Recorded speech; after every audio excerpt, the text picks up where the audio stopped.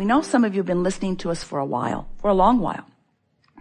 And we know that you are enjoying being out on this leading edge of thought. We know that you are. The law of attraction is a vibrational manager that brings thoughts that are like it together. So when you start with a general thought and you keep it active within yourself for a while, or even come back to it frequently, what happens is that general thought begins to become more specific by the power of law of attraction. It just has to. We've said to you that genius is really just attention to a subject.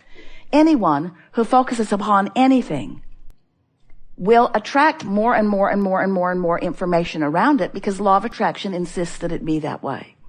And the only thing that ever keeps something from evolving and expanding in a way that is really pleasing to you is that you think about it and you think about its opposite. I want it, but where is it? I want it, but where is it? I want to understand this, but I don't. I want to feel good, but I feel bad. In other words, when you think opposing thoughts right up on top of the thought, then you don't allow the progression. You just hold yourself in this place. You can't stand still, but you can move toward and away, toward and away, toward and away, toward and away, toward and away, toward and away. So as you decide that you're going to begin focusing, and you're going to begin focusing deliberately, it will go really easily for you if you decide that you will start generally.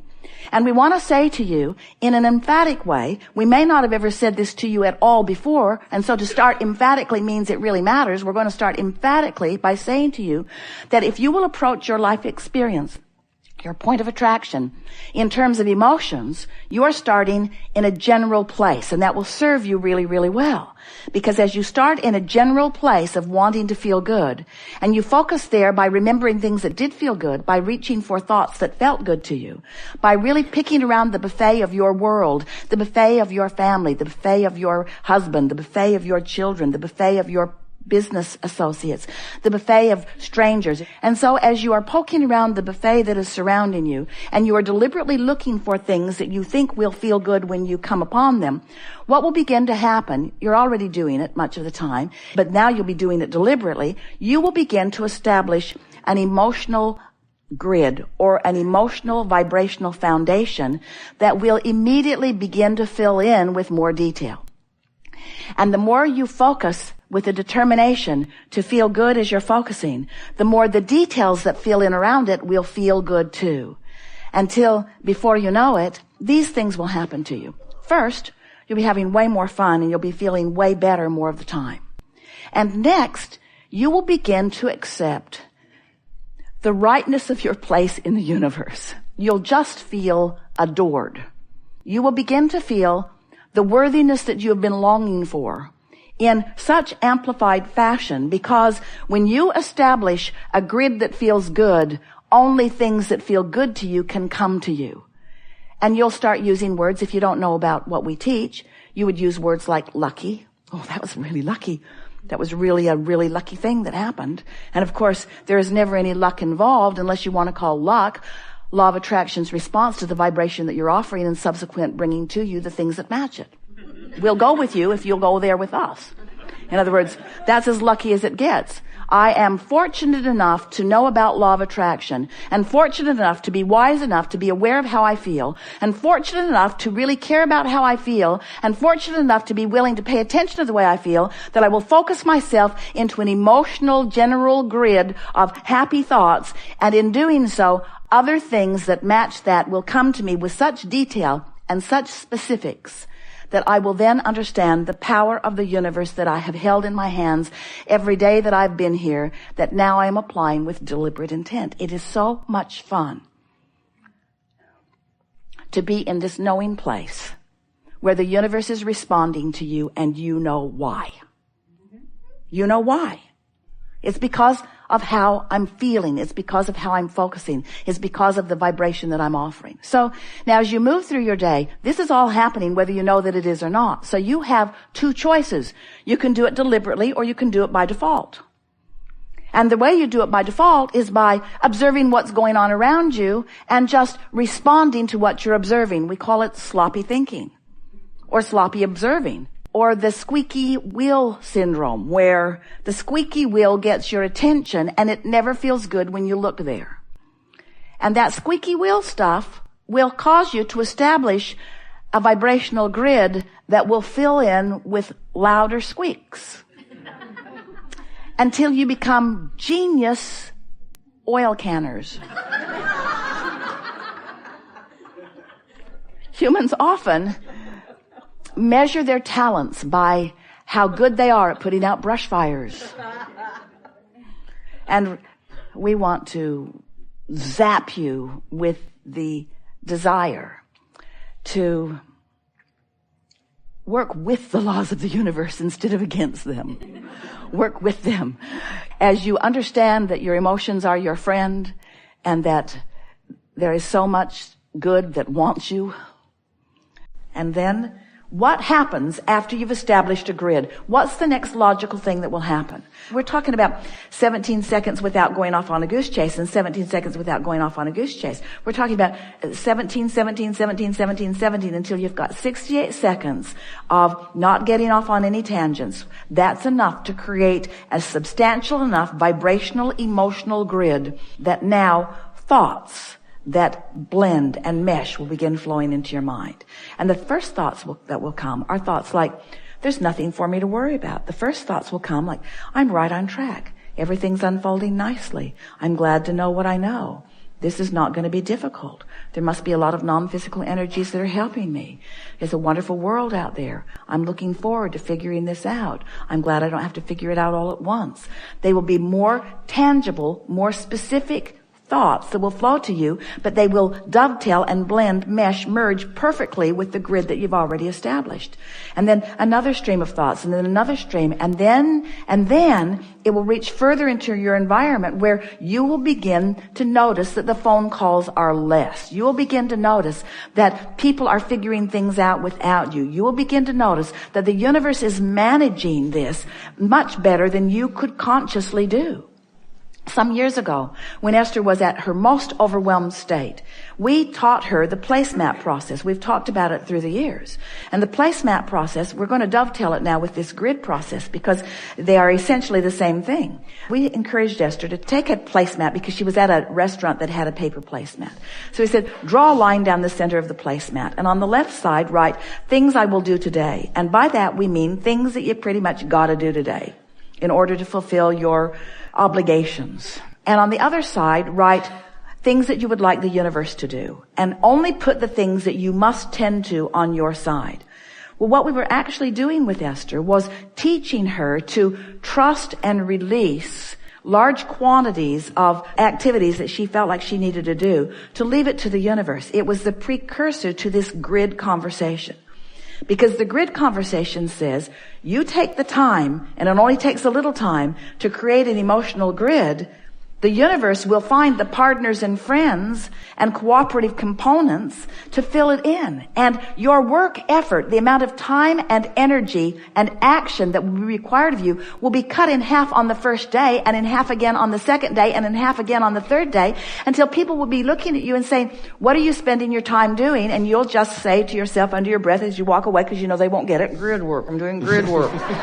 Grid work. It's establishing yourself in the center of who you are and allowing all of the consciousness that has the ability to assist you. So when you get an idea about a property, it will be a good one. Jerry said to Esther the other day, she was writing with him, because she was talking about all of the things that she needed to do, and she wanted him to help her figure out where she should put her attention first. What are the things that matter the most? And in her overwhelmment, she wasn't even hearing his suggestions very well. So he just talked to her in very general terms, really general terms. Talked to her about love, talked to her about feelings of well-being, just really general terms until she sort of settled down into the energy of that. And then he said something that made her laugh right out loud, and it made more sense than anything that she'd ever thought about relative to having too much to do. He said, remember the plate spinning act? He used to talk about the plate spinning act a lot and the difficulty of keeping the plates spinning. And he said to Esther, some of the plates are spinning significantly and they are stable. Some of the plates are wobbly. Let the wobbly ones fall. Let the wobbly ones fall. Because in your attention to the plates that are wobbly, you're getting wobbly. You see, where when you focus upon what doesn't need your attention, and you let what doesn't need your attention then be the basis that you establish for the next and the next and the next and the next, soon you discover how many partners and friends and cooperative components you have to assist you in all of this. And your satisfaction comes from knowing that you did the work. And as our friend said, it's such a glorious feeling of birthing the thought. And we're wanting to soften that by letting you know you didn't birth it when you let it appear in your grid. You birthed it a long time ago. You recognized the thought that had been birthed. And that recognition is just going to keep coming and coming. It's going to come in the form of ease. It's going to come in the form of lightheartedness. It's going to come in the form of funny people coming into your experience. It's going to come in the form of ideas popping into your mind at perfect times. And it's going to come in the form of ideas relative to the property acquisition and releasing and managing that you're all a part of. It's going to come in regards to all of those things. But as it comes, as each piece of it comes, once you've done this basic grid work, you're going to feel satisfied as it comes, and you're going to feel an integral part of it. Long before we were talking about the vortex, long before we were talking about the grid, long before we were talking about things moving downstream, really in the early stages when we were talking about you create your own reality, we were explaining to Esther, as you are focused in your now, and you care about how you feel, that as you find that feeling place, everything will fill in around that. It really is finding the feeling place. And then we said, the only creation that is really satisfying is deliberate creation.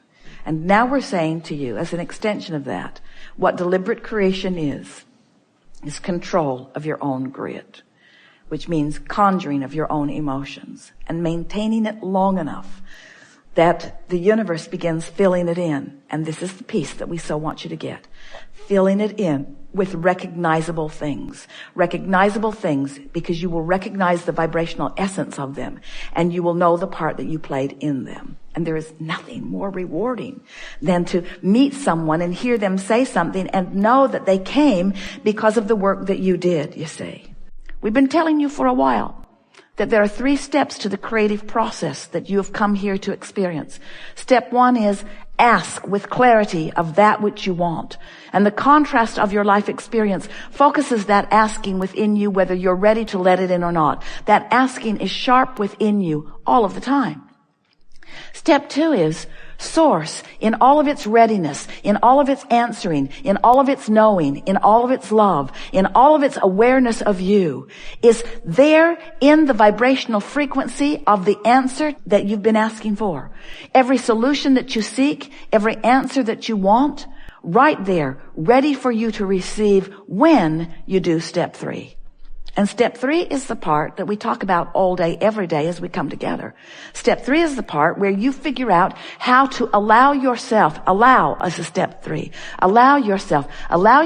to be in the vibrational frequency. Allow yourself to be in a frequency that does not resist. Allow yourself to be in a frequency that allows rather than pushes away. Allow yourself to be in the frequency where the source within you can stand with you, see with you, hear with you, smell with you, taste with you, touch with you, know with you the power and the importance of this moment of contemplation, this moment of introspection, this moment of awareness, this moment of conversation, this moment of human interaction, this moment of being alive in your physical body, alive in your physical body. Can you hear what we're saying? Not just you alive in your physical body, but you allowing life in your physical body. You allowing the life that you really intended to flow through this physical body. Occasionally, someone you see is doing that, and you call them the master of dance, or the master of mathematics, or the master of music, or the master of words, or of poetry, or of science. You call